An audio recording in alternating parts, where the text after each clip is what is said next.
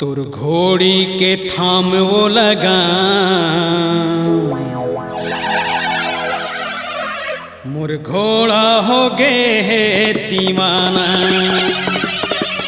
मुर घोड़ी के कर बदना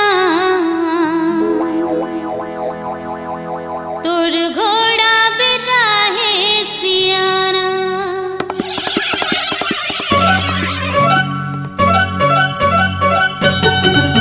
तोर घोड़ी के थाम वो लगा मोर घोड़ा हो गे है दीवाना। मुर घोड़ी के कर बदना तुर घोड़ा बिना है सियाना। तोर घोड़ी ला बांधे छांदे रखे रही बेवो तुर घोड़ा लाए छन आए देबे रे। बंद कर तोर घोड़ी के हिनाना।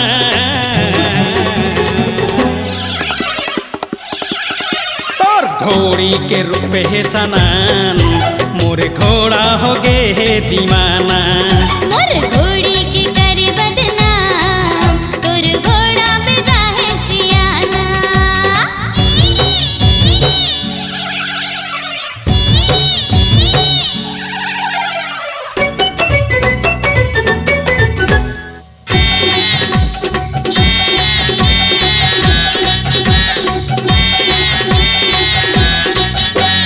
पूरी तोरे घोड़ी के आगे हवे जवानी। तभी तुर घोड़ा के मुँह आगे हवे पानी। टूरी तोरे घोड़ी के आगे हवे जवानी। तभी तुर घोड़ा के मुँह आगे हवे पानी। जमाना खराब है बताई दे थवो तीसरा चरला लगाए दे थोरे। मोर घोड़ा ने खावा थे खाली दाना।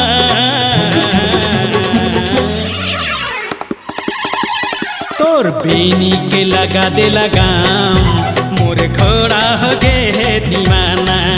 मुर घोड़ी के कर बदना तुर घोड़ा बिना है सियाना।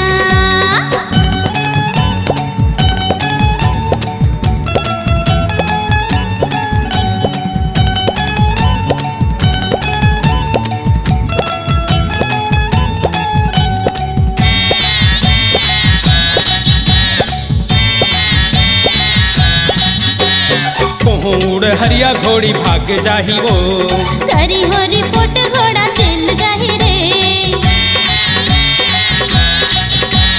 कोहूड़ हरिया घोड़ी भाग जाही वो करी हो रिपोर्ट घोड़ा चल जाही रे।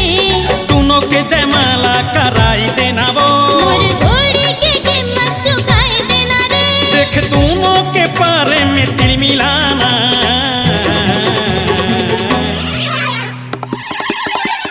चिर के चुनरी तुर लगा दे लगाम मोर घोड़ा हो गे है दीवाना। मुर घोड़ी के कर बदना तुर घोड़ा बिना है सियाना।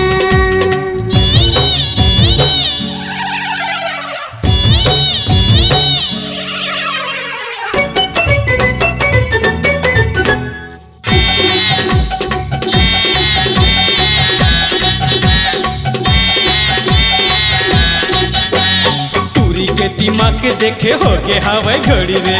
बुद्धू नहीं समझे प्रेम के चोरी रे।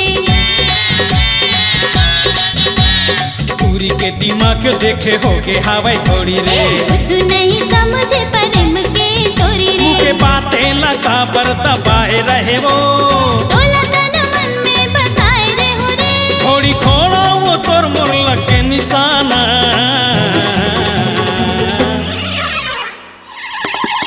टूरी तोर माँ लगा हूँ मैं लगाम मोला बना दे रानी दीवाना। मुर घोड़ी के कर बदना तुर घोड़ा बिना है सियाना। तोर घोड़ी ला बांध छंद रखे रहे वो तुर घोड़ा लाए छन आए देबे रे। बंद कर तोरे घड़ी के हिनाना।